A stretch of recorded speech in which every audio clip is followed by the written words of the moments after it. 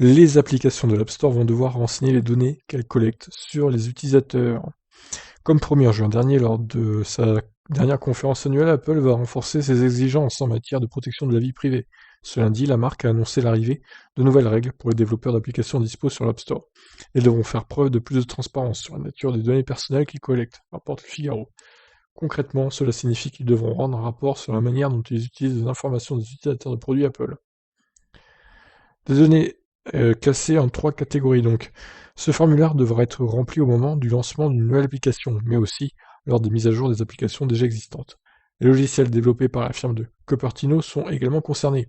Apple se chargera ensuite de classer les informations recueillies en 3 catégories, les données utilisées pour vous traquer, localisation, identifiant, etc., et les données rattachées à vous, informations financières, historique des achats, etc., et les données qui ne vous sont pas rattachées, celles anonymisées.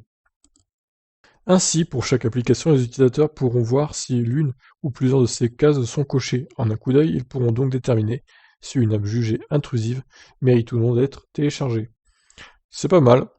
Avec ce nouveau dispositif, Apple établit des contraintes proches de celles du RGPD, Règlement général de la protection des données, mais l'entreprise veut surtout se démarquer davantage de Google et de Facebook. Contrairement à ses concurrents, elle a fait le choix de ne pas vendre les données qu'elle récupère. Alors certains diront Apple a déjà tellement de pognon que à quoi bon vendre des données encore plus pour se faire encore plus de pognon. Donc c'est bien. Moi je suis pas très très fan d'Apple. Personnellement, j'ai jamais eu d'appareil Apple.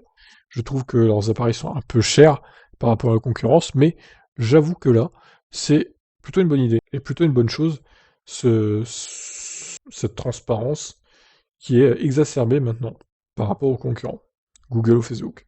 Eh bien écoutez, sur ce, je vous laisse réagir. Qu'est-ce que vous en pensez? Est-ce que vous-même, vous êtes propriétaire d'un appareil Apple? Allez, ciao.